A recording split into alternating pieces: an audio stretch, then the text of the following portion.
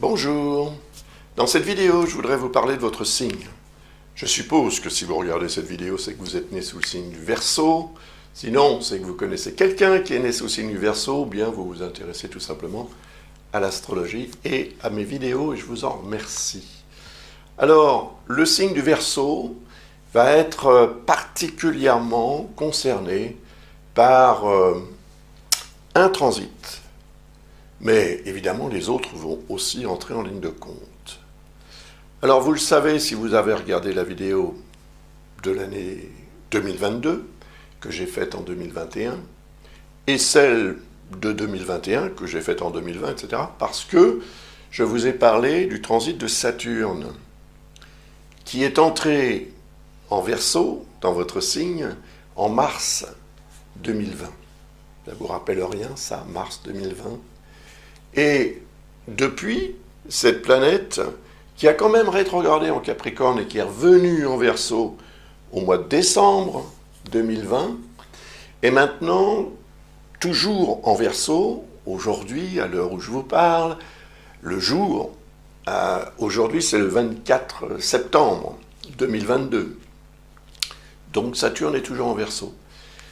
Il est là pour mettre la pression quand même un petit peu, et imposer les réalités. Vous imposez même des efforts que vous n'auriez pas forcément envie de faire. Mais les circonstances vous les imposent.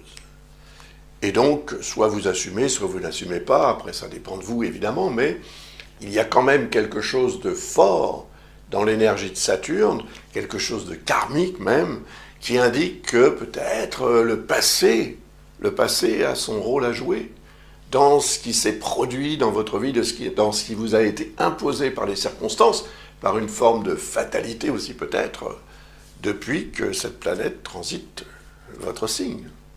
Alors ça va se terminer. Ça va se terminer le 7 mars 2023, bien évidemment. Saturne, le 7 mars 2023, va faire son entrée en Poisson. Voilà, pour la première fois depuis près d'une trentaine d'années, puisque Saturne met 29 ans et demi, en fait, pour faire le tour du zodiaque.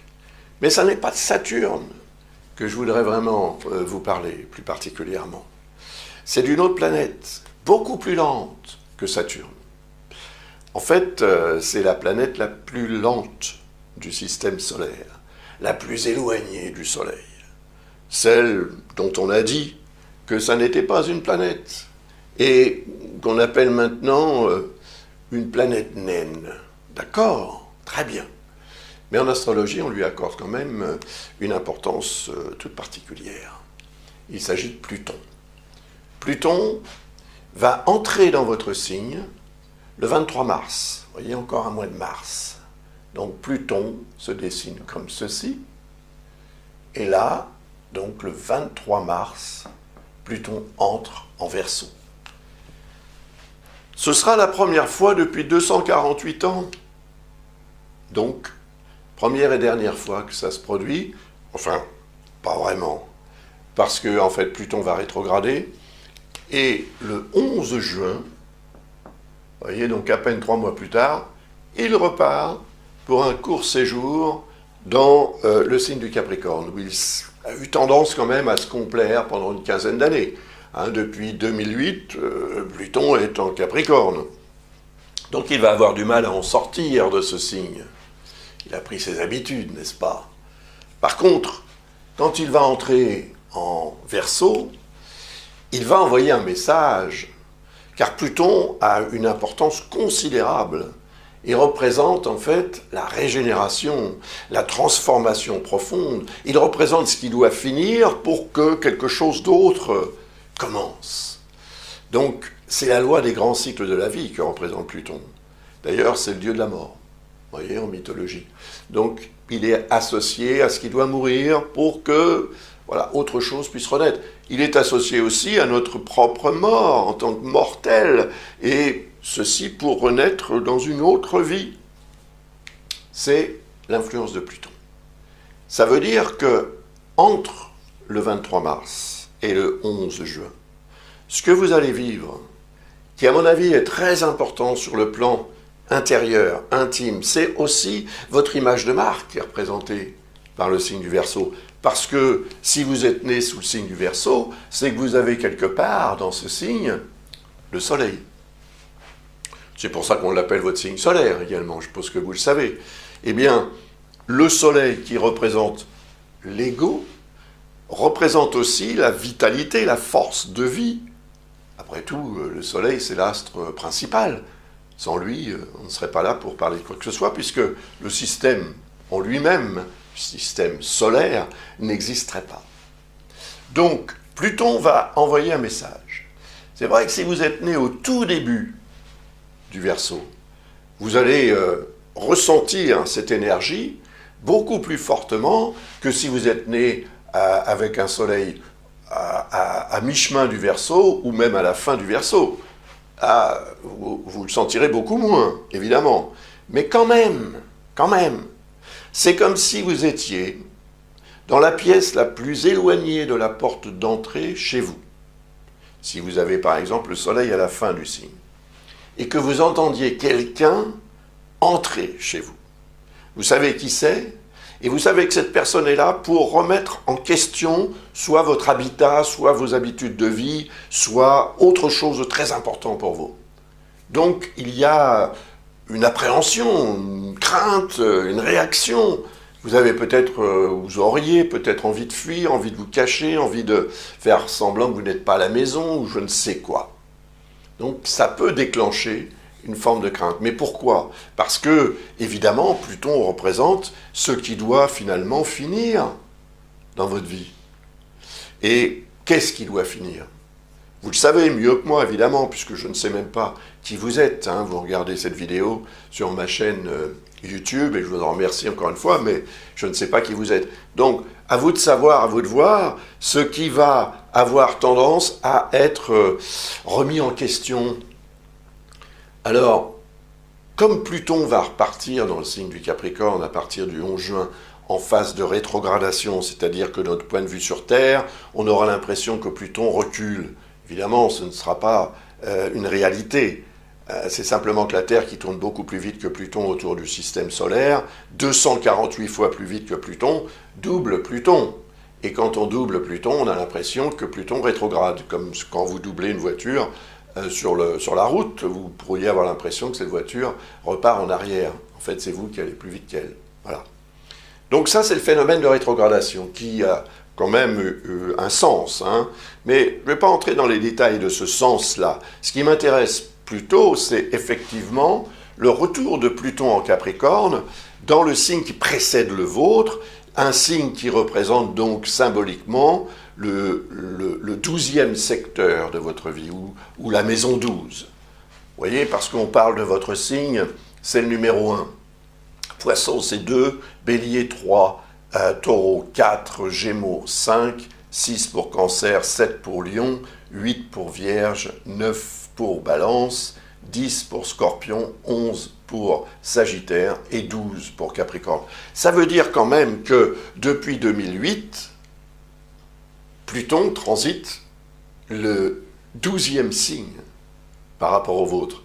Donc, associé symboliquement, par analogie, à la maison 12, qui représente le passé, mais qui représente aussi tout ce qui revêt un caractère karmique.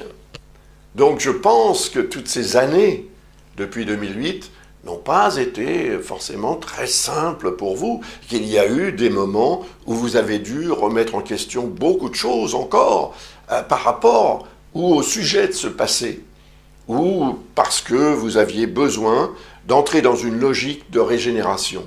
Mais c'est une phase de préparation. Parce que la vraie régénération, elle est représentée par Pluton et elle va s'imposer quand Pluton va transiter votre signe.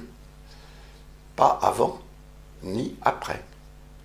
Avant, c'est la préparation. Donc vous êtes toujours dans cette phase et vous serez dans cette phase de préparation jusqu'au 23 mars. Et puis, Pluton reviendra en Capricorne pour vous rappeler que vous avez peut-être oublié certaines choses en termes de préparation. Parce qu'il va revenir en Verseau dans votre signe, au début du mois de janvier de l'année prochaine, en 2024.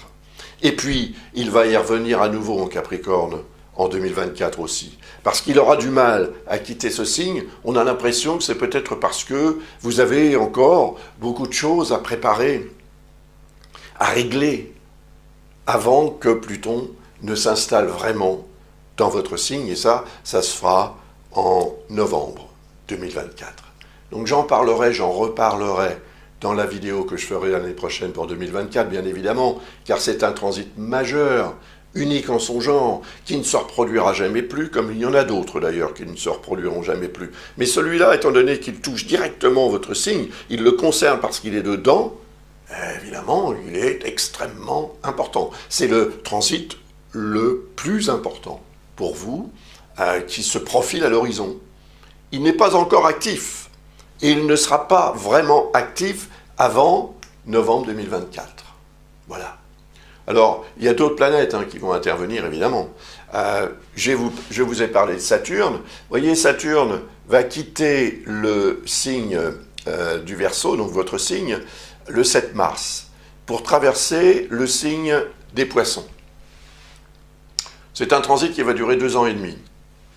Poisson, c'est le deuxième signe à partir du vôtre. C'est facile.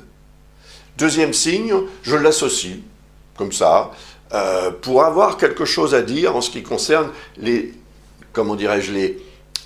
secteurs, les domaines de votre vie. Donc on l'associe à la maison 2, qui représente l'argent, qui représente la source de revenus, on va dire principale, celle qui émane de votre salaire ou d'une autre source, mais en tout cas une source de revenus importante, que vous utilisez au quotidien pour manger, etc. C'est l'alimentaire, la maison 2, c'est aussi l'alimentation. Donc le transit de Saturne en maison 2 va, pendant 2 ans et demi quand même, avoir tendance à vous mettre les points sur les i, comme on dit, pour que vous compreniez certaines choses sur le plan financier. Parce que d'une manière générale, les natifs du Verseau, qui sont évidemment reliés au signe des Poissons, deuxième signe qui est relié lui-même à la maison 2, l'argent, la façon de gérer.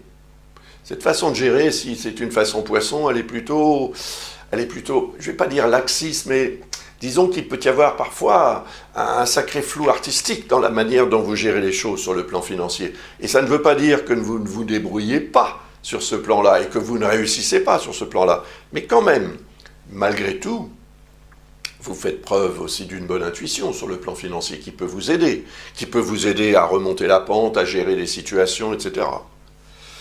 Mais Saturne, lui, n'est pas du tout du genre à vous laisser faire ce que vous voulez. Saturne est là il représente un petit peu, si vous voulez, le maître d'école, celui qui va vous imposer certaines règles. Mais vous allez vous les imposer à vous-même, ces règles. Ça n'est pas forcément de l'extérieur que ces règles vont vous être imposées. Donc ça, c'est quelque chose d'intéressant dont il faut prendre note parce que ça veut dire aussi que pendant cette période, vous allez faire preuve d'un peu plus d'objectivité, de rationalisme, de sérieux en fait, pour gérer les questions d'argent en général, pour gérer vos finances au quotidien. Parce que ça peut avoir des répercussions à toutes sortes de niveaux. Plus vous gérez, plus vous êtes raisonnable sur le plan financier, plus vous pouvez développer aussi quelque chose en termes de patrimoine, par exemple. Puis, Saturne ne sera pas seul en Poisson, parce que depuis 2012, Neptune transite en Poisson. Il en est maintenant, en 2023 en tous les cas, il en sera à la fin quand même du signe.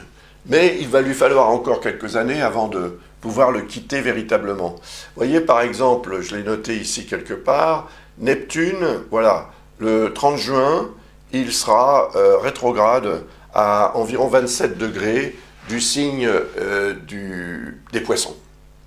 Donc, vers la fin du signe, mais quand même encore dans le signe. Alors, Saturne, qui entre en Poisson, symbolise ou exprime ce que je viens de vous expliquer. Quant à Neptune, lui, depuis 2012 donc, il a pu à la fois jouer un rôle très favorable si vous avez su exploiter son énergie positive, dans le sens où Neptune représente l'intuition, l'inspiration aussi. Donc si vous avez fait preuve d'intuition et d'inspiration sur le plan financier, il est fort probable que vous ayez pu profiter de certaines opportunités assez fantastiques, uniques également. Parce que Neptune met 165 ans pour faire le tour du zodiaque. Donc certes, il reste très longtemps dans un signe, 14 ans. Et pendant cette période, il produit tout un tas de choses, mais en Poisson, il est beaucoup plus fort qu'ailleurs, puisque Poisson, c'est son signe. Ce qui veut dire qu'il est possible également, inversement de ce que je viens de vous expliquer, ou presque, que ce transit de Neptune en Poisson ait produit un flou artistique considérable dans votre vie sur le plan financier, dans la manière dont vous avez géré les choses sur le plan financier. Alors, comme un poisson dans l'eau, ou comme un poisson qui manque d'eau ou d'oxygène, et qui cherche comme ça à se frayer un chemin pour rejoindre les profondeurs où il va se sentir beaucoup plus à l'aise pour naviguer. Ça, c'est à vous d'y répondre à cette question, mais le fait est que Neptune a une influence qui peut être favorable, mais en elle-même, elle ne représente pas, cette planète, l'action concrète, la concrétisation ou la réalisation. Vous pouvez avoir une superbe intuition en matière de finances, par exemple, mais c'est tout. Alors, une belle intuition, une belle inspiration, ça n'est pas forcément accompagné par une action. Et si ça n'est pas accompagné par une action, vous n'avez que le plaisir de constater que vous aviez raison.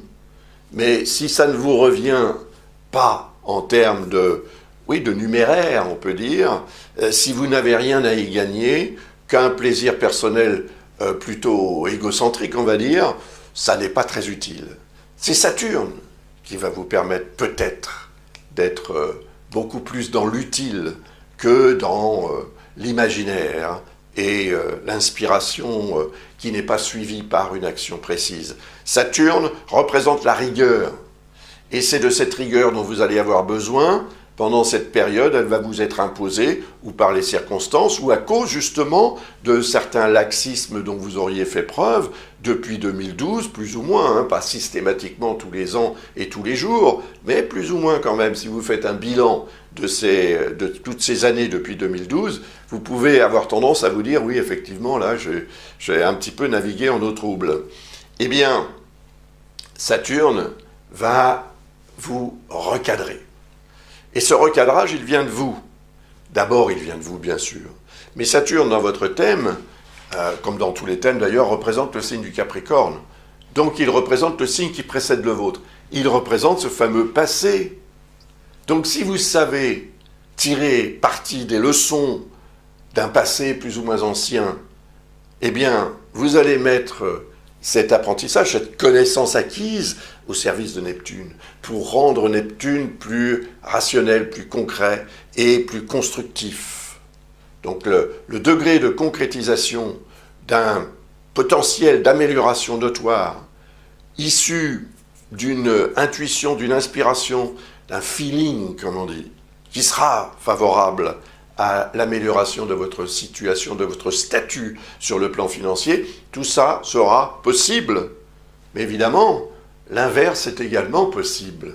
C'est-à-dire que Saturne, entrant dans le deuxième secteur par rapport à votre signe, peut mettre encore plus la pression sur des réalités que vous n'auriez pas assumées, dont vous n'auriez pas pris conscience à cause du fait que Neptune ne représente pas ça. C'est-à-dire qu'il peut représenter, oui, ce que vous allez ressentir ou ce que vous avez ressenti qui aurait dû être fait ou pris en considération, mais que vous n'auriez pas nécessairement pris en considération. Donc Saturne va imposer cette prise de considération, cette prise de position également. Et le transit va durer 2 ans et demi. Et Saturne rejoindra Neptune au bout de ces 2 ans et demi. Il rejoindra Neptune au tout début du signe du Bélier. Mais il y aura quand même une notion de conjonction, comme on dit, avant, dans le signe des Poissons. Ça, évidemment, je vous en parlerai en temps et en heure quand j'analyserai quand je ferai plutôt les prévisions astrologiques pour 2025. Nous ne sommes pas encore en 2025. Cela dit, si vous voulez en savoir un petit peu plus, par rapport aussi à votre thème personnel, parce que là je ne parle que par rapport aux signes, quoique je considère le Soleil comme l'astre principal et que tout ce qui touche le Soleil va toucher tout le reste dans la vie. C'est comme ça. Donc si vous êtes touché dans votre physiologie, ça va avoir des répercussions dans la façon dont vous gérez tout le reste, tous les autres domaines de votre vie. Et ça veut dire aussi que votre thème astral a une énergie beaucoup plus complexe que la simple énergie du Soleil, même si elle est dominante, bien évidemment. Et peut-être que vous auriez besoin d'une réponse à une question, par exemple, ou d'une analyse plus approfondie. Si c'est le cas, n'hésitez pas. Visitez le site de l'école Ablas et vous y trouverez toutes les informations pour poser votre question ou pour commander une analyse plus détaillée. Voilà, je l'ai dit.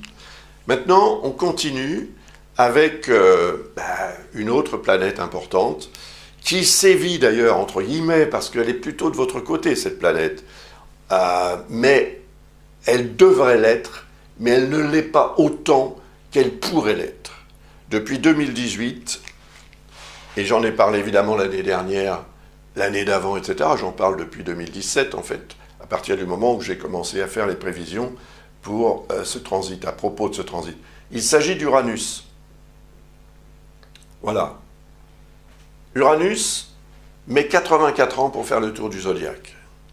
Il est en Taureau depuis 2018. Il va y séjourner jusqu'en 2025-26 à peu près.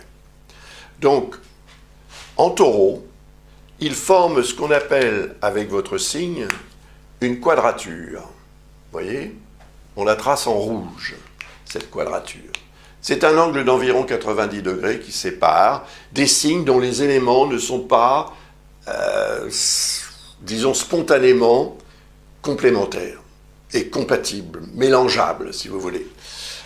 Concrètement, ici on a la Terre, hein, le Taureau est un signe de Terre et le vôtre est un signe d'air. Donc mélangez de la Terre avec de l'air, vous allez voir ce que vous obtenez. Donc on a ce qu'on appelle une dissonance. Mais c'est important cette dissonance pour vous. Beaucoup plus importante pour quelqu'un d'autre parce que vous êtes né sous le signe du Verseau et parce que Uranus représente le signe du Verseau. Donc Uranus, qui est votre représentant, est en fait en conflit avec le signe qu'il représente et la personne qu'il représente, qui est vous. Donc ça veut dire aussi quelque part que vous êtes plus ou moins en conflit avec vous-même, ou tout au moins en décalage si ce n'est en conflit. Parce qu'avec Uranus, on n'est pas nécessairement en conflit, mais on est en décalage. On peut se sentir marginalisé, on peut même se marginaliser. Mais là, Uranus transite le 4e signe à partir du vôtre. Vous voyez ? 1, 2, 3, 4. 4e signe, 4e maison. 4e maison, foyer, famille, résidence. Et Uranus, dans sa fonction indépendante de la représentation de votre signe, Uranus représente le changement. Les changements radicaux. Des changements si radicaux qu'ils ne peuvent plus être changés à ce que la situation était avant. Donc, ça veut dire que c'est un phénomène majeur, encore une fois. Et c'est un phénomène unique qui ne se reproduira pas de votre vivant, parce qu'une fois que Uranus sera sorti du signe du Taureau, il va mettre à peu près 77 ans avant d'y revenir. Vous voyez ? Donc, sur le plan famille, foyer, résidence, il est fort probable que depuis 2018, vous ayez traversé des périodes de changement radical, voire même des périodes au cours desquelles vous vous êtes senti complètement déstabilisé et peut-être aussi que vous vous êtes senti coupable, parce qu'Uranus vous représente, d'avoir agi ou réagi, d'avoir imposé ceci ou cela sur le plan familial, alors que vous auriez peut-être dû faire autrement. Donc, il peut y avoir une tendance, une sorte de sentiment de culpabilité. Et si c'est le cas, il ne faut pas non plus exagérer les choses, parce que Uranus en maison 4, c'est quelque chose qui intervient également presque indépendamment de votre volonté. Et si vous avez agi d'une certaine manière, c'est parce que vous étiez poussé à le faire.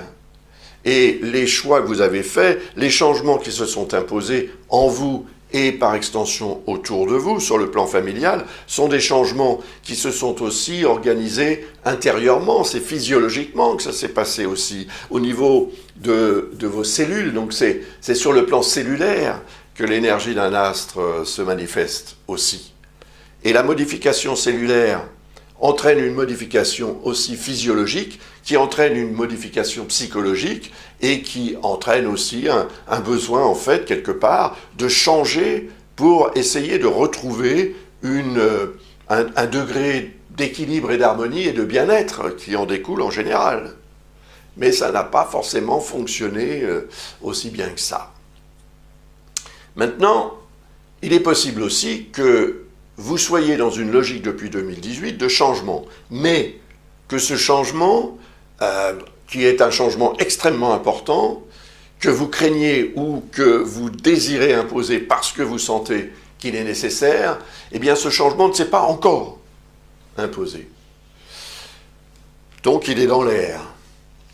Mais il y a un astre qui va vous aider, si on veut, en tous les cas qui va mettre ce changement en surbrillance dans votre vie, pour peut-être l'imposer officiellement ou pour le rendre officiel, pour l'officialiser, soit légalement, soit autrement, eh bien c'est Jupiter. En effet, à partir du 16 mai de 2023, bien évidemment, eh bien Jupiter va entrer en Taureau. Pour la première fois depuis 12 ans. Donc c'est la première fois que Jupiter va rejoindre Uranus dans ce signe, puisqu'il y a 12 ans, Uranus n'y était pas en Taureau. Et ça va durer jusqu'en mai, je crois que c'est le 24, il me semble, je n'ai plus la mémoire de cela, mais ça doit être le 2024, le 24 mai 2024, Jupiter passera en Gémeaux. Ce qui sera d'ailleurs assez favorable pour vous, mais on en reparlera. Jupiter conjoint à Uranus ou dans les environs de la position d'Uranus, du transit d'Uranus, va avoir une influence sur l'énergie uranienne et ce qu'elle représente en termes de changement. Si un changement doit se faire, un changement radical, qui ne pourra, encore une fois, jamais revenir à ce que la situation était avant. Vous allez changer quelque chose qui va changer définitivement, ou quelque chose va changer qui changera définitivement. Si ça n'est pas vous, quand même, vous êtes représenté par Uranus, donc vous allez avoir un rôle à jouer. Donc même si ça n'est pas vous qui décidez de ce changement, c'est quand même vous qui allez le vivre et qui allez le transmettre. Et ça va se faire de façon tout à fait officielle pendant le transit de Jupiter en Taureau. Parce qu'il va avoir un effet de mise en surbrillance, de mise en évidence et d'officialisation, comme je le disais tout à l'heure, de ce fameux changement. Donc, si vous souhaitez ce changement, il va falloir le préparer. Et la période de préparation, elle a déjà commencé, je dirais. Parce qu'en effet, Jupiter, actuellement, est en Bélier. Il est là, à peu près, en Bélier. Il est dans le premier décan du Bélier, mais il est en mode rétrograde, vous voyez. Il repart en arrière, un peu comme Pluton. Je vous ai expliqué ça tout à l'heure. Il y a beaucoup de planètes en ce moment qui sont rétrogrades. Peut-être que ça a un effet aussi sur le moral des gens et la capacité qu'on a à se projeter dans l'avenir. On se sent tous un petit peu freinés dans ces élans. Mais bon, Jupiter va repasser en Poisson, mais il va revenir en Bélier le 20 décembre de cette année 2022, pour un transit donc qui va durer jusqu'au 16 mai 2023. Alors, en Bélier, c'est le signe qui précède le signe du Taureau, donc a priori c'est quand même un signe qui représente la notion de préparation au transit d'un astre dans le signe suivant. D'autant plus, évidemment, quand ce transit est extrêmement important, parce que le transit de Jupiter en Taureau sera pour vous extrêmement important. Donc, Jupiter va transiter en Bélier pendant environ 5 mois, un peu plus, du 20 décembre au 16 mai, donc ça correspond à 5 mois, et il va avoir ce rôle à jouer en termes peut-être de démarches que vous allez avoir à faire. Ce sont des démarches probablement officielles, peut-être administratives, juridiques, voire légales en tous les cas. Mais vous voyez, le signe du Bélier est en harmonie avec le vôtre. C'est un signe de feu. Le feu et l'air sont compatibles et complémentaires. D'ailleurs, le feu ne peut pas brûler sans air. Et l'air sans le feu, malgré tout, serait extrêmement froide. Le feu, c'est d'abord le soleil, bien évidemment, celui qui diffuse cette chaleur dont on a besoin. Il y a également en Bélier, il y a également Chiron. Et Chiron est en Bélier, il est également rétrograde également, pourquoi pas, elles sont toutes presque. Mais Chiron en Bélier, ça date de 2018, son entrée. Vous voyez, c'est un peu la même chose que pour Uranus en Taureau. Chiron en Bélier va y séjourner jusqu'en 2026. 8 ans. Chiron est un astre qui met environ une cinquantaine d'années pour faire le tour du zodiaque. Donc, le fait que Chiron soit dans ce secteur est intéressant d'abord parce que c'est le 3e signe à partir du vôtre. Il représente vos capacités de communication et vos capacités intellectuelles aussi. Donc votre mental peut être très utile justement aux démarches que vous auriez à faire, aux études que vous pourriez envisager de faire aussi. Il y a quelque chose que vous auriez peut-être besoin d'apprendre, de savoir, de connaître mieux, et l'expérience acquise, des leçons que vous allez suivre par exemple, ou des cours, ou je ne sais quoi, ou des démarches administratives que vous ferez, qui peuvent être des démarches tout à fait légales, juridiques ou autres, vont donner un résultat quand Jupiter transitera en Taureau. C'est pour ça qu'il faut préparer. Parce que si vous ne le préparez pas, Jupiter de toute façon va passer en Taureau, que vous le vouliez ou non. C'est comme ça. Et il va avoir une influence sur Uranus. Et même chose, que vous le vouliez ou non, c'est comme ça. Et si vous n'êtes pas préparé à cette influence, à cette double influence d'astres quand même très puissant, il est fort probable que vous ayez beaucoup plus de mal à gérer ce tournant que représente Uranus, car c'est ça que représente Uranus. Et ça voudrait peut-être dire que vous allez avoir plusieurs chemins possibles, plusieurs options possibles en termes de changement. Il va falloir choisir la meilleure, bien évidemment. Et pour choisir la meilleure, je pense qu'il faut exploiter cette période entre le 20 décembre et le 16 mai 2023 pour en apprendre davantage sur ce dont vous avez besoin de savoir pour améliorer vos chances de réussite en ce qui concerne ce changement. Capacité d'adaptation au changement, ou bien faire en sorte que ce changement devienne pour vous une source d'amélioration notoire de votre situation, tant sur le plan familial, résidentiel ou autre. Ce ne sera pas simple. Je peux vous le dire tout de suite, ce ne sera pas simple, mais très intéressant. Parce qu'il y a également Chiron, donc, comme je vous le disais tout à l'heure. Chiron représente le médecin intérieur. Il représente aussi les questions de santé en général. Donc, ce Chiron qui transite en Bélier, bien qu'il puisse y avoir des hauts et des bas, je pense peut avoir tendance à vous protéger quand même au niveau santé. Jusqu'à un certain point, évidemment. Au-delà de cette limite, les billets ne sont plus valables, comme on lit dans le métro. Mais le fait est que Chiron est là quand même pour vous permettre un sens de l'observation, un sens de l'analyse, peut-être aussi un sens du détail, qui peut vous permettre de savoir, de comprendre jusqu'où vous pouvez aller ou pas, et ce que vous pouvez faire ou devrez faire pour améliorer éventuellement soit votre état de santé, ou préserver votre état de santé, ou l'état de santé de vos affaires, ce n'est pas nécessairement votre état de santé en tant que tel. Et alors, quand Jupiter va arriver à la longitude de Chiron, ce qui n'a pas eu lieu en 2022, puisque depuis le 11 mai 2022 jusqu'au 28 octobre, Jupiter sera en Bélier quand même. Mais il n'aura atteint que 8 degrés et quelques minutes dans le signe du Bélier, donc il n'aura pas atteint Chiron. Si vous voulez en savoir plus à ce sujet, regardez la vidéo que j'ai faite l'année dernière, et vous y trouverez des informations sur Jupiter et Chiron. Mais Chiron va être rejoint en en 2023, je pense que ça va se faire au mois d'avril, et là, peut-être qu'il y aura quelque chose de très positif à tirer de cette conjonction Jupiter-Chiron, qui est également unique en son genre. Elle ne se reproduira jamais dans ce signe du Bélier, de votre vivant en tous les cas. Elle se reproduira un jour, mais de votre vivant, probablement jamais.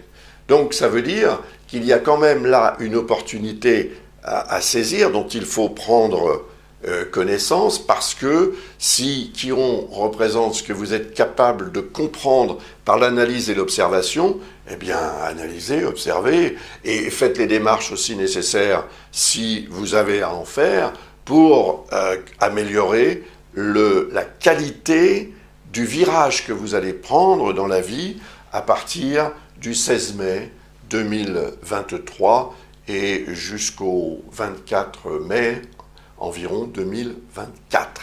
Donc, pendant toute cette période d'un an, la notion d'effervescence reliée à cette notion de changement va devenir de plus en plus conséquente, jusqu'au moment où elle produira ce changement. Donc, il faut vous préparer. Ça, c'est extrêmement nécessaire. Alors, de quoi je vais vous parler? Eh bien maintenant, je vais vous parler de Mars. C'est une planète qui est beaucoup plus rapide que toutes celles dont je vous ai parlé jusqu'à présent. C'est une planète qui met 2 ans pour faire le tour du zodiaque, même pas 2 ans, un peu moins. Et en fait, elle va séjourner, cette planète, Mars, donc, va séjourner en Gémeaux. Il y est depuis le 20 août 2022. Là aussi, j'en ai parlé dans la vidéo que j'ai faite l'année dernière, donc regardez-la si ça vous intéresse, vous en apprendrez un petit peu plus. À partir du 20 août 2022, mais jusqu'au 25 mars 2023. 7 mois et 4 jours, c'est un transit très rare. En effet, Mars séjourne en général 6 semaines dans un signe. Mais parfois, ces fameux phénomènes de rétrogradation apparente le retiennent dans l'axe d'un signe, ou parfois c'est 2 signes, et ça veut dire qu'il y reste beaucoup plus longtemps. La dernière fois que ça s'est produit, ce genre de choses en Gémeaux, c'était sur la charnière 1990-1991. Donc, selon votre âge, peut-être que vous allez pouvoir faire un lien avec ce qui s'est produit à cette époque et ce qui pourrait se produire maintenant. Par contre, évidemment, le reste des transits planétaires ne sont pas les mêmes n'est pas le même que ce que c'était en 1990-91. Toutefois, ce transit de Mars en Gémeaux produit ce qu'on appelle un trigone avec votre signe. Le trigone est peut-être le meilleur aspect de la panoplie des aspects astrologiques.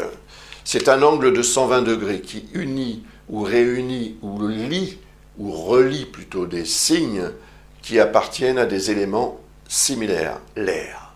Gémeaux est un signe d'air, Verseau est un signe d'air, Balance est un signe d'air. Donc, tout transit dans un signe d'air a une influence positive sur votre signe. Et Mars représente l'action, la capacité d'agir et de réagir, la capacité de prendre des décisions, la capacité de s'imposer dans la vie. Il transite ici le 5e signe à partir du vôtre. 5e signe, 5e maison. La vie sentimentale, par exemple. La création, la créativité. Si vous êtes artiste, vous allez le ressentir. C'est intense. Et aussi la procréation, bien évidemment.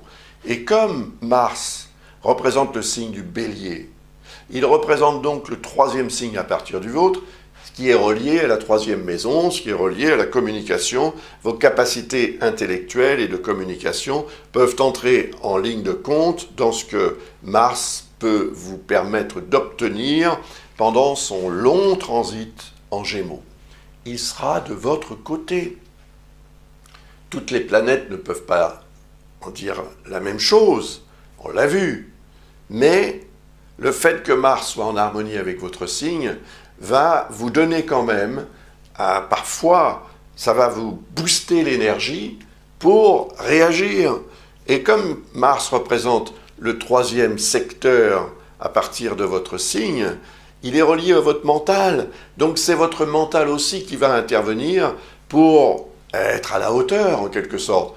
Ce qui veut dire que si vous êtes, dans la créativité, si vous êtes dans une logique aussi d'évolution sur le plan sentimental, si vous voulez profiter aussi des bonnes choses de la vie, ben Mars, pendant ce séjour, va vous aider, vous permettre d'être certainement beaucoup plus efficace dans tous ces domaines ou par rapport à toutes ces fonctions, ces activités, ces besoins, vos besoins. En fait, c'est le besoin d'une vie meilleure qui est représenté par la maison 5.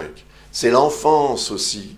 Donc peut-être allez-vous vous retrouver dans une certaine forme d'enfance ou être relié d'une manière ou d'une autre à l'enfance, mais aussi aux vacances, au bien-être, à la détente, à la chance, aux jeux, aux activités ludiques, etc.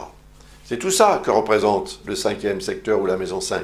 Donc, vous devriez pouvoir en profiter et, personnellement, je pense que vous devriez en profiter. Et si vous ne pouvez pas en profiter pour une raison ou une autre, il me semble malgré tout que Mars va être là à certains moments précis pour que vous puissiez avoir le bon réflexe et éviter, par exemple, qu'un objet ne tombe et qu'il se brise en 1000 morceaux. Et ça, c'est au sens propre comme au sens figuré. Après, eh bien, évidemment, Mars va transiter en Cancer. Alors là, c'est un transit qui va durer environ 6 semaines. Il n'y a pas de différence avec ces transits habituels. Donc, le fait est que ce Mars en Cancer, le transit va durer jusqu'au 20 mai. Voilà. Le Cancer, c'est le 6e signe à partir du vôtre. Il est donc relié symboliquement à la 6e maison. Mais c'est un signe d'eau. L'eau et l'air, bon, essayez de les mélanger, vous allez voir, c'est assez ambigu. Le fait est que ça produit un aspect qu'on appelle un quinconce. C'est justement un aspect d'ambiguïté. Et comme Mars représente l'action et qu'il représente aussi la façon dont vous gouvernez votre mental, qui peut être assez réactif, assez intense, parfois un peu impulsif, voire agressif même, eh bien, le transit de Mars ici, dans le 6e secteur, c'est le travail. C'est l'environnement professionnel. Si vous travaillez, bien évidemment. Si vous ne travaillez pas et que vous restez à la maison, eh bien, c'est tout ce que vous avez à y faire dans cette maison. Parce que qu'on travaille ou non, on a quand même des responsabilités à assumer au quotidien. Et ces responsabilités-là, quand Mars transite ce secteur, deviennent beaucoup plus intenses. La réaction à ce que la vie nous impose, en quelque sorte, sur le plan professionnel ou sur le plan des responsabilités à assumer, ça devient une source de tension. On peut traverser une période un peu de burn-out pendant ce genre de transit. Donc il faut en prendre compte, parce que ça veut dire aussi que si vous vous sentez fatigué d'en avoir trop fait, vous allez peut-être remettre à demain ou à plus tard ce que vous devriez faire justement le jour même. Parce qu'une fois que c'est fait, on n'en parle plus, on passe à autre chose. Tandis que si vous dites on verra demain ou la semaine prochaine, eh bien d'ici à demain ou la semaine prochaine, d'autres responsabilités vont s'additionner. Et vous aurez encore plus de problèmes ou de difficultés pour gérer toutes ces responsabilités qui se sont accumulées. Donc, prenez conscience de ça aussi, prenez-en note même de la durée de ce transit, parce que pendant cette période, je pense que vous serez moins efficace. Moins efficace parce que peut-être un peu malmené par tout ce que vous aurez à faire, tout ce qu'on attendra de vous, mais que vous ne serez pas forcément disposé à faire aussi rapidement, aussi promptement que ce qu'on vous le demandera. Donc ça peut créer quelques tensions aussi avec les collègues de travail, par exemple. Après, Mars va transiter en Lion. C'est un transit qui va commencer évidemment le 20 mai et qui se terminera le 10 juillet. Alors, le signe du Lion, d'abord, c'est le signe du Soleil. C'est-à-dire qu'en astrologie, le lion représente, il est le maître, comme on dit, du soleil, du signe du lion. Le soleil est le signe du lion. Le soleil est maître du signe du lion. Je vais y arriver, j'y suis arrivé. Voilà, donc le soleil dans votre thème, il est évidemment en Verseau, hein, puisque c'est ça qui détermine votre signe. Il est là, le soleil. Mais en fait, il représente le signe opposé. Ce qui veut dire qu'en vous, vous avez un côté lion. C'est votre alter ego, le lion. Tout comme d'ailleurs le Verseau est l'alter ego du lion. Donc, vous avez ce côté lion, et quand Mars va transiter ici, il va mettre aussi en surbrillance d'une certaine manière, il va le rendre, votre côté lion, beaucoup plus intense, beaucoup plus marqué. Et ce côté lion, c'est un peu peut-être la susceptibilité, une tendance à vouloir vous imposer aussi, une tendance à vouloir être sur le terrain et à dire, voilà, c'est moi qui décide, c'est moi qui fais, c'est moi qui commande, vous voyez. C'est dans la maison 7 ou le 7e signe que ça va se produire, et la maison 7 représente l'autre. Donc, relation proche, relation de couple par exemple, relation de couple ou relation professionnelle aussi, partenariat, association, collaboration, tout ce qui est collaborateur, associé ou partenaire, d'une manière ou d'une autre, va devenir pour vous une source de motivation, à agir encore davantage, à en faire plus, peut-être parfois même beaucoup plus, et peut-être beaucoup trop, pour l'autre ou pour les autres, aux dépens de vous-même, car vous êtes en face, et à un moment donné, vous allez vous dire, et moi, et moi, et moi, comme disait la chanson, où je suis là-dedans. Eh bien là-dedans, vous allez devoir vous retrouver et faire un effort pour éviter finalement de vous sentir, à un moment donné, oppressé par toutes les responsabilités ou tout le travail ou toutes les activités que vous aurez à faire, ou tout simplement parce que vous serez du genre, pendant cette période, à vouloir absolument avoir raison et à vouloir imposer, voilà, de façon vindicative parfois, ce que vous pensez, ce que vous savez, ce que vous croyez, etc. Ça peut vous rendre un peu moins populaire quand même auprès de ceux qui vous entourent. Et ça peut produire des réactions. Si l'autre ou les autres sont représentés par ce secteur qui est en face du vôtre, avec Mars ici, l'autre ou les autres peuvent devenir aussi un petit peu tendus à votre égard et sortir les armes, si vous voyez ce que je veux dire. Donc, entrer en conflit avec vous. Le mieux, ce sera peut-être de faire un petit peu la pédale douce, hein, c'est-à-dire se calmer, prendre du recul, prendre votre temps, ne pas en faire plus que ce qu'on vous en demande et éviter aussi de vous imposer à outrance sans qu'on vous le demande, tout simplement. Faites ce qu'il faut pour vous et pour les autres, même si les autres passent avant vous, mais pas exagérément. Voilà. Mars peut donner cette tendance à l'exagération de l'autorité qu'on met dans ce qu'on a besoin d'imposer ou de ce qu'on a envie d'imposer à soi-même, mais surtout aux autres. Après, ça va changer parce que Mars va transiter en Vierge. Ça va durer jusqu'au 27 août. Ce transit de Mars en Vierge, c'est un transit important, ça c'est sûr, parce qu'il va agir dans le 8e signe, 8e maison, à partir de votre signe. Là, ici, il y avait ce qu'on appelle une opposition contraste en rouge, bien que ce soit quand même un aspect, cette opposition entre le Lion et le Verseau, un aspect qui peut être très favorable. Il va suffire de trouver le juste milieu, voyez, plutôt que d'être dans le tiraillement entre ces deux tendances qui nous habitent. Hein. Et c'est ici, je vous le disais, l'alter ego du Verseau, c'est le Lion, et inversement. Donc il va falloir que vous vous mettiez d'accord avec vous-même, intérieurement. Qui suis-je, hein, et quel rôle dois-je véritablement jouer pour éviter d'être dans l'erreur et de créer des tensions, des conflits et tout un tas de désagréments en fait. Mars, transitant le signe de la Vierge, va produire ce que je vous disais tout à l'heure à propos du Cancer, il va produire un quinconce. Ah, c'est pas la bonne couleur. C'est du vert que j'aurais dû choisir. Le voilà. Donc, ce quinconce, c'est encore une fois le fameux aspect d'ambiguïté. Et la maison 8 représente la sexualité, c'est vrai. Elle représente aussi les grandes questions existentielles qu'on est amené à se poser parfois. D'où viens-je, où vais-je, voyez? La vie, la mort, enfin tous ces sujets-là.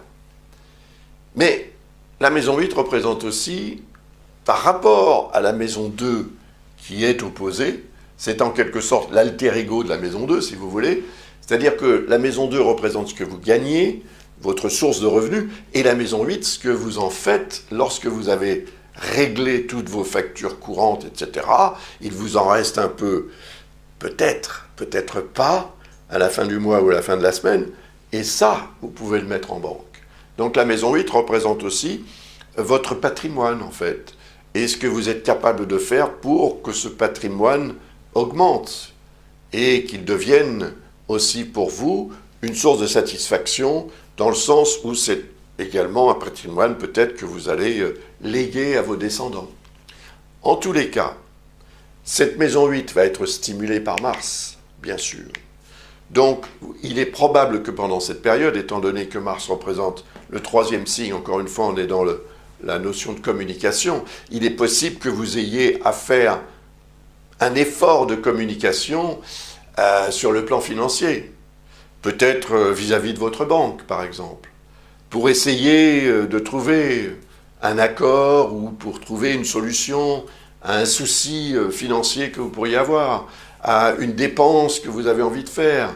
Peut-être aurez-vous besoin de faire un emprunt financier auprès de votre banque, ou bien d'une autre institution financière.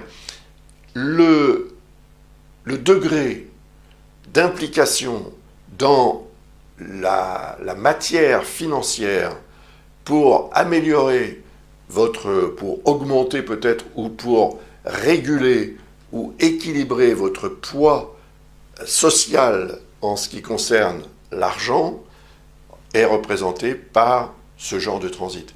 Mais attention, vous allez avoir besoin de réfléchir, d'analyser, de communiquer, peut-être de prendre certains rendez-vous, de rencontrer effectivement certaines personnes pour obtenir des informations, pour obtenir aussi des conseils peut-être, que vous souhaitiez investir financièrement, parce que vous avez de l'argent à mettre dans quelque chose que vous imaginez sera source de revenus, ou de bénéfices en tous les cas, ou bien pour réguler ou régler un problème que vous pouvez avoir à cause donc de ce que je vous disais à propos de Neptune. Donc de cette espèce de flou artistique dans le secteur des finances. Donc il y aura là un travail à faire. Par contre, l'ambiguïté, elle est représentée par cet aspect. Ça veut dire que vous saurez peut-être ce qu'il faut faire, ce qu'il faut dire, mais vous ne le ferez pas tout de suite. Vous laisserez le temps passer en espérant que ça se règle tout seul. Mais ça ne se réglera pas forcément tout seul. Donc vous aurez à faire un effort pour vous lever et aller faire ce qu'il y a à faire. Prendre la décision, c'est une chose, mais mettre cette décision en action, c'est autre chose. On pense, on dit, mais aussi on fait. Et faire, c'est Mars qui vous le permet. D'ailleurs, en astrologie médicale, Mars représente le métal, le fer. Donc faire et faire. Quand on manque de fer, eh bien, on a du mal à faire. C'est-à-dire, on a du mal à agir. On est moins actif, on est plus fragile physiquement. Donc, Mars va accentuer aussi votre capacité à prendre conscience qu'il faut faire, et si vous ne faites pas, vous serez responsable des erreurs qui en découleront ou des problèmes qui en découleront aussi. Mais après, ça va s'arranger. Mars va être beaucoup plus de votre côté pendant 6 semaines encore, à peu près, jusqu'au 12 octobre. Mars va séjourner en Balance. Et alors là, la balance, c'est ce que je vous disais tout à l'heure, c'est un signe d'air. Donc, ce signe est en harmonie totale avec le vôtre. Et ça veut dire que Mars sera votre allié, oui, ce sera représentatif d'un outil ou d'une arme que vous allez pouvoir utiliser efficacement pour obtenir ce que vous désirez, ou tout le moins pour faire en sorte que ce que vous désirez puisse se réaliser. La capacité d'action sera accrue. Mars représente le troisième signe à partir du vôtre, encore une fois, troisième maison, l'intellect, le mental. Et ici, on est dans l'alter ego, en fait, de la troisième maison, dans le neuvième signe à partir du vôtre. Et ça veut dire qu'il y a une projection possible de vos capacités intellectuelles pour en faire quelque chose grâce à une connaissance acquise, à un savoir, aux études, aux démarches administratives, juridiques ou légales, enfin, tout ce qui peut revêtir un caractère important pour faire évoluer votre situation de façon officielle sera favorisé pendant cette période. Et que ce soit les études, si vous suivez des études, que ce soit un voyage important, une découverte, une aventure, un contact avec l'étranger, un rapport important avec l'étranger ou des étrangers ou un étranger ou une étrangère, je ne sais pas, mais avec l'étranger en tous les cas, et le besoin de savoir, le besoin d'apprendre va être beaucoup plus fort pendant cette période. Donc, exploitez ce besoin d'apprendre pour apprendre quelque chose, tout simplement. Et pour apprendre quelque chose qui vous servira, parce que le transit suivant de Mars va se produire dans le 10e signe à partir du vôtre. Vous voyez, c'est celui-ci, le signe du Scorpion. Il va durer jusqu'au 24 novembre. Et tout ce que vous aurez appris, tout ce que vous aurez fait en termes de démarche pour obtenir un résultat positif grâce justement à une action menée de façon efficace, bien ciblée, bien précise, dans l'harmonie, dans le respect aussi de l'autre et des autres, ou respect de votre situation, respect des réglementations également, qui sont représentées par la maison 9, à ce moment-là, quand Mars va transiter en maison 10, ou dans le 10e signe, vous allez pouvoir tirer parti de ce que vous aurez obtenu entre le 27 août et le 12 octobre. Vous allez pouvoir en tirer parti jusqu'au 24 novembre, à partir du 12 octobre. Mais attention, c'est très important justement que vous ayez bien préparé tout ça, parce que le signe du Scorpion, qui est un signe d'eau, est en dissonance avec le vôtre. L'eau et l'air, encore une fois. Pas facile de mélanger les deux. C'est possible, mais ça n'est pas facile. Donc il y a un manque de facilité ici. Il y a une augmentation aussi avec Mars, du besoin d'agir ou de la nécessité d'agir ou de réagir, d'être sur le terrain, de faire quelque chose, d'en faire même beaucoup. Et ce, peut-être pour affirmer votre position, votre statut, sur le plan social, sur le plan professionnel. C'est la carrière aussi qui représente le milieu du ciel. Il représente l'autorité, la hiérarchie. Tout ça est représenté par le milieu du ciel, qu'on appelle aussi maison 10, donc 10e signe à partir du vôtre. Ça va être fort. Plus c'est dans le signe du Scorpion. Le signe du Scorpion, c'est le signe de Pluton dont je vous parlais au tout début de cette analyse. Vous voyez, donc, il y a un rapport entre ce qui doit être remis en question et ce que vous allez devoir apprendre ou ce que vous aurez appris avant le 12 octobre pour en tirer parti pendant cette période afin de mieux gérer tout ce que vous aurez à faire. Parce que Mars transitant ce secteur indique qu'il y aura une augmentation assez importante des responsabilités à assumer, du travail à faire, des activités à mener, etc. Donc vous n'allez pas vous ennuyer, ça c'est sûr. Mais à partir du 24 novembre, Mars va transiter le signe du Sagittaire. C'est le dernier transit de 2023, il va se terminer le 4 janvier 2024. Donc Mars en Sagittaire. Alors, c'est un signe de feu, donc automatiquement, il est en harmonie avec le vôtre. Le feu et l'air sont des éléments compatibles et complémentaires.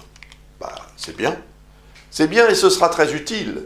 Je vais vous dire pourquoi. Parce que du 24 novembre au 4 janvier, on a quand même Noël et jour de l'an. Donc c'est une période où on est généralement un peu plus actif. C'est assez effervescent même. Pour certains plus que d'autres, bien sûr, encore une fois.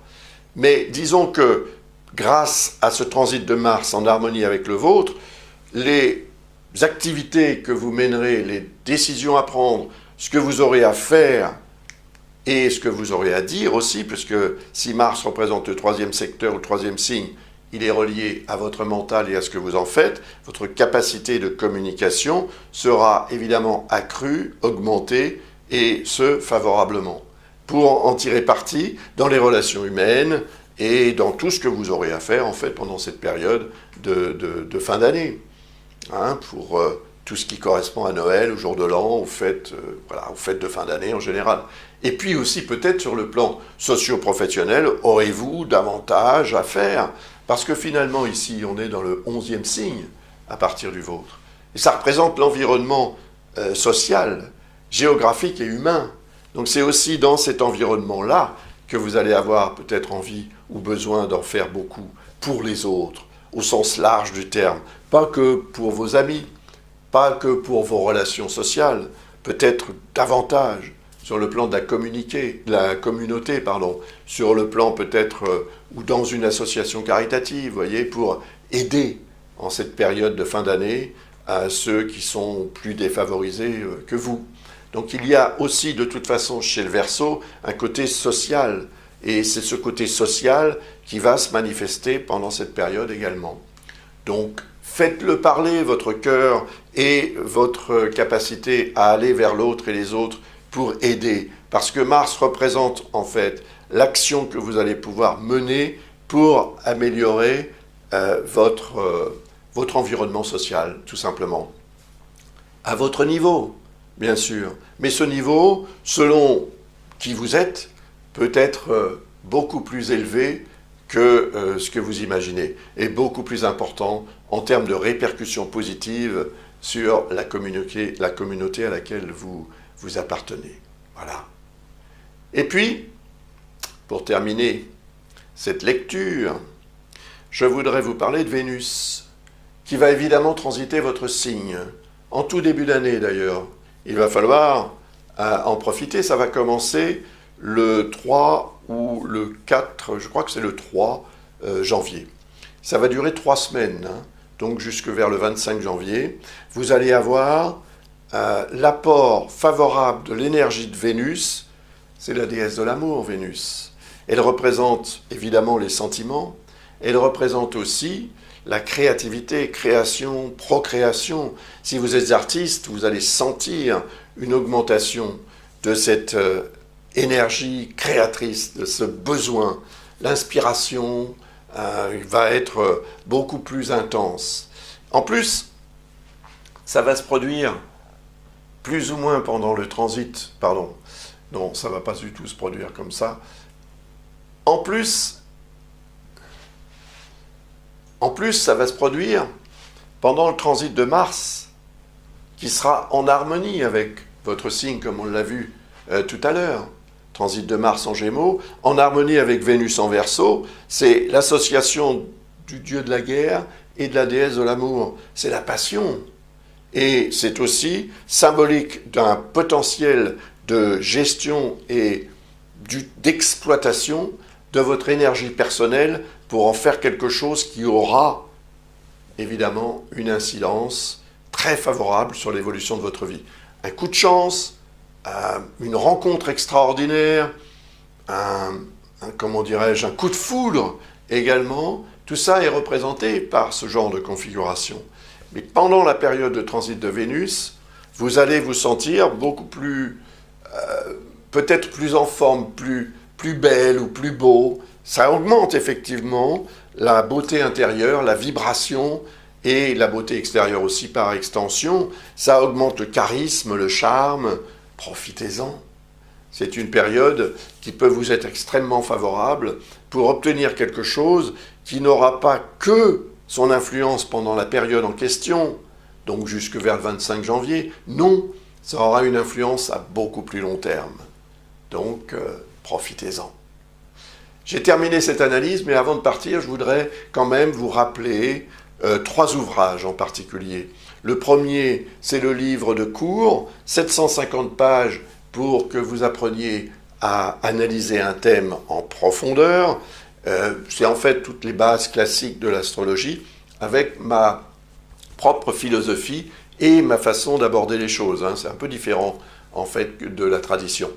Et il y a aussi le livre sur les transits planétaires qui permet de faire du prévisionnel, c'est ce que j'ai fait ici. J'ai utilisé les transits planétaires pour vous expliquer depuis le début de cette analyse ce qu'ils pouvaient produire. Et puis il y a le livre sur le karma qui peut aussi vous être utile, qui peut vous intéresser si vous êtes, comment dirais-je, sensible à tout ce qui correspond aux vies antérieures, à leur influence sur la vie actuelle, et la vie actuelle avec son influence sur la vie future. Voilà. Alors, les deux derniers livres, les transits et le karma, vous donneront droit, vous trouverez des informations sur le site de l'École Ablas, vous donneront droit à une réponse gratuite à une question de votre choix. Quant au livre au livre de cours, je veux dire, eh bien, vous pourrez aussi obtenir 16 vidéos gratuites si vous m'envoyez la preuve d'achat de ce livre. Eh bien, vous l'obtiendrez, évidemment, ces 16 vidéos que je vous enverrai dans un fichier PDF. Ces livres sont disponibles sur Amazon. Amazon, c'est mon éditeur. Donc automatiquement, c'est le vendeur principal de mes ouvrages. Et vous trouverez plein d'ouvrages d'ailleurs que j'ai publiés sur Amazon. Donc si d'autres vous intéressent, évidemment, n'hésitez pas. La révolution solaire, par exemple, et d'autres choses comme ça peuvent vous être aussi utiles et peuvent vous intéresser. En tous les cas, quoi que vous fassiez, je vous remercie de votre attention et de votre intérêt pour mon travail et je vous souhaite avec pas mal d'avance, puisque encore une fois nous sommes aujourd'hui le 24 septembre 2022, je vous souhaite une très belle année 2023. Au revoir.